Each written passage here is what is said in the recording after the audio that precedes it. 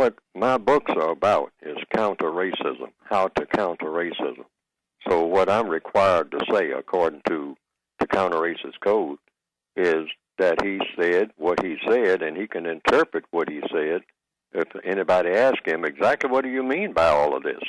Because if I was talking to him and I was told to ask questions, that would be my questions.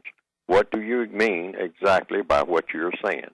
What do you mean by you're saying you're conservative, that you're backing the NRA? You're backing the NRA in order to do what? What is the NRA? And what is this talk about President Obama and that you being dead sometimes next year, whatever that means, or after he's elected? What do you mean by you being dead? You being dead as a result of what? I mean, that would be my line of questioning. I want details. See, you always need details if you're going to get clarity. That's what I try to do in the books that I've written, and that is detail, and clarity, and focus, so that we'll know what we're trying to accomplish. Now, the word American was used, that somebody being anti-American. Well, nobody's supposed to be anti-American. So, anti-American by doing what? The codified procedures to start with just the first part of the sentence. We, the people. Okay, first of all, what people are you talking about, Mr. Nugent? Who are the people you're talking about before we move any further? See, that's that magic that people who I suspect sometimes are racist, in which the code requires me to suspect a racist to operate this way, and that is to talk fast. I mean, talk so fast that you can't really pick up on what's being said, but you know that something is being said, but you can't quite pinpoint what it is.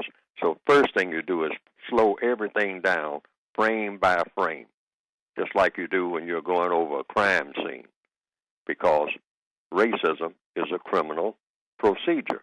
It's a criminal act. All acts of racism, the existence of racism is criminal. So therefore, the whole world is a crime scene dominated by white supremacists. So the whole world is a crime scene dominated by the crime of racism. So if you're going to investigate those criminal activities, you take everything frame by painful frame. And so you start with this thing about we the people. And you say, Mr. Nugent, what do you mean when you say we, meaning we, collectively, meaning more than one, the people, more than one person? Okay? What people are you talking about? Are you including me? And if you're including me, in what frame of reference? In what context? Me doing what? And you're trying to take back what? A dream? Now, taking it back from whom? I mean, who stole a dream? Did somebody make off with a dream sometimes in the middle of the night, or what? What are you talking about? Let's take it frame by frame. See, and that's the way I'd have to walk through it. That's what I've written my book for. The compensatory code, making up for what's missing. That's what compensatory means. Making up for what's missing. And what's missing in those statements that Mr. Nugent made, apparently, is clarity. Because a lot of people are running around, including myself right now, trying to figure out, what does all that mean?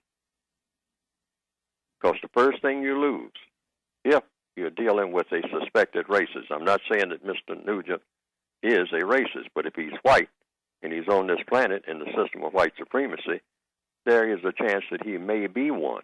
But we can find that out by examining what he says and does frame by frame.